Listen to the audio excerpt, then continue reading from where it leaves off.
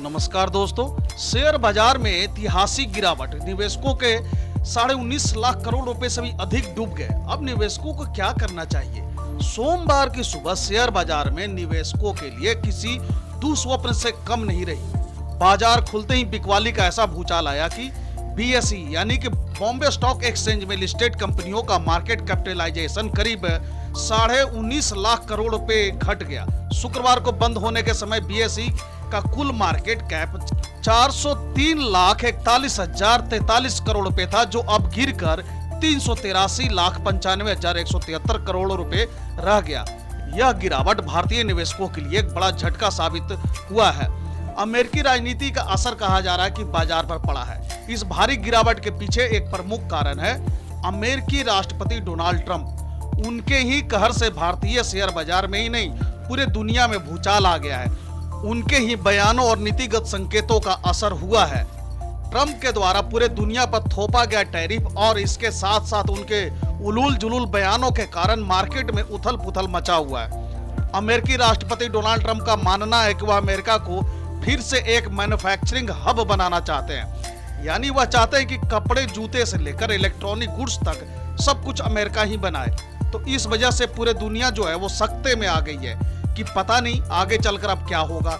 यह American company जो पूरी दुनिया में अलग अलग देशों में जाकर अलग अलग आइटम्स मैन्युफैक्चरिंग करती है, वह सब कंपनियां अपना बोरिया बिस्तर समेटकर क्या वापस अमेरिका चले जाएंगे? इसी तरह का सस्पेंस बाजार में बना हुआ है। लेकिन अगर यह कंपनियां वापस सारे बोरिया बिस्तर अपना समेटकर अमेरिका चले जाते हैं तो अमेरिकन को तो खुश होना चाहिए, लेकिन नहीं, वो भी दुखी हैं। अमेरिकन शेयर बाजार भी बहुत तेजी से गिर रहे हैं, या ये कहा जाए कि दुनिया में सबसे ज्यादा गिरावट अगर कहीं है तो अमेरिकन शेयर बाजार में ही है, क्योंकि उनको पता है ये कंपनियां वापस अमेरिका में आएंगी। यहाँ अगर मैन्युफैक्चरिंग करती हैं तो वो सारे आइटम्स बहुत महंगे बनेंगे, क्योंकि वहां पर लेबर कॉस्ट बहुत महंगा है। इस वजह से और वो लोग भी डरे हुए हैं कि कहीं ये कंपनियां फिर से वापस अमेरिका चले जाएंगे। इसी तरह का सस्पेंस बाजार में बना हुआ है और शेयर बाजार को कभी भी सस्पेंस अच्छा नहीं लगता है। यही कारण है कि सिर्फ भारत ही नहीं, पूरे दुनिया के शेयर मार्केट बहुत तेजी से गिरते जा रहे हैं। इसका असर भारत समेत उभरते हुए और भी दूसरे बाजारों पर भी देखने को मिल रहा है, यानी कि अलग अलग देशों में, यहाँ तक यूरोपियन यूनियन के भी, जापान के भी, बहुत से कंट्रियों के वो शेयर बाजार बहुत तेजी से नीचे जा रहा है। बाजार में बिकवाली का आलम यह रहा कि सेंसेक्स के सभी 30 शेयरों में गिरावट दर्ज की गई। प्रमुख कंपनियों में भारी गिरावट देखने को मिली। रिलायंस इंडस्ट्री करीब 7% से भी ज्यादा का गिरावट देख लिया। टाटा मोटर्स वो भी 9% से अधिक की गिरावट देख लिए। इसके अलावा Infosys, HDFC bank, ICICI bank, L&T जैसे दिग्गज स्टॉक भी लुढ़क चुके हैं। यह चौतरफा गिरावट यह दर्शाती है कि बाजार में निवेशकों का भरोसा फिलहाल कमजोर पड़ रहा है और वो जोखिम लेने से बच रहे हैं। वो चाह रहे हैं कि भैया अपना शेयर फटाफट बेच करके पैसे निकाल कर वो कहीं सुरक्षित जगह लगाए, या तो वो कैश में अपने घर में रख लें या तो फिर गोल्ड में लगाकर गोल्ड खरीद कर अपने के यहाँ रख ले। वो जब बाजार में ऐसा कत्लेआम होता है तो कोई भी रिस्क नहीं उठाना चाहता। वो सब चाहते हैं भैया जितना जल्दी हो जाए, इससे दूर हो जाए, अभी बाहर हो जाए। तो सबसे बड़ा सवाल यही है कि अब इन्वेस्टर क्या करे। आइए रिटेल निवेशकों के लिए कुछ व्यवहारिक सलाह देते हैं। जैसे पैनिक सेलिंग, यानी कि घबरा कर बेचने से बचें। अक्सर जब बाजार गिरता है तो निवेशक डर के कारण अपने स्टॉक बेच देते हैं, लेकिन यह एक नुकसानदेह रणनीति हो सकती है। अगर आपने मजबूत फंडामेंटल वाले स्टॉक में निवेश किया है तो धैर्य बनाए रखें। वही दूसरी है, अवसर की तलाश करें, डरे नहीं।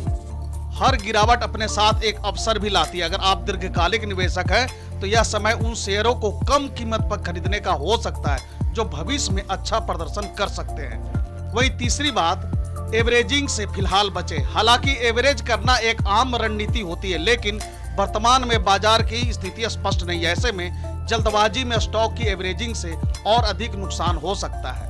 तो वही इसमें चौथी पॉइंट जो होता है वो कैश रिजर्व बनाए रखें। बाजार में अनिश्चितता को देखते हुए यह जरूरी है कि आप अपने पोर्टफोलियो में कुछ नगद राशि भी रखें। यह आपको भविष्य में अच्छे मौके मिलने पर निवेश करने में मदद देगा। तो वही इसमें पांचवा पॉइंट अगर देखा जाए तो सिर्फ क्वालिटी स्टॉक में ही विश्वास रखें। कमजोर कंपनियों का लो क्वालिटी स्टॉक को बेचने में कोई हर्ज नहीं, लेकिन मजबूत कंपनियों में निवेश बनाए रखें, जैसे ब्लू चिप कंपनियां। अभी निवेशकों के मन में यह भी सवाल बना हुआ है कि क्या बाजार और गिरेगा?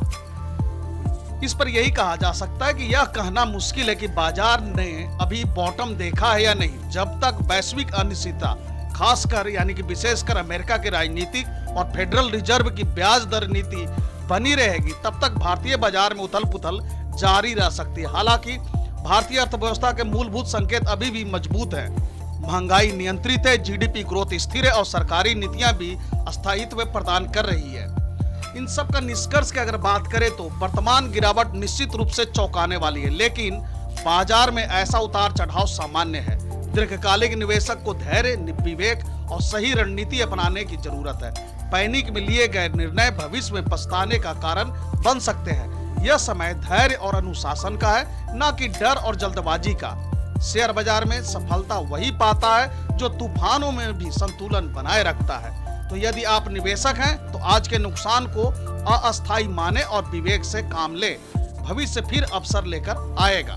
तो दोस्तों फिलहाल के लिए इस वीडियो में इतना ही। Thank you for watching.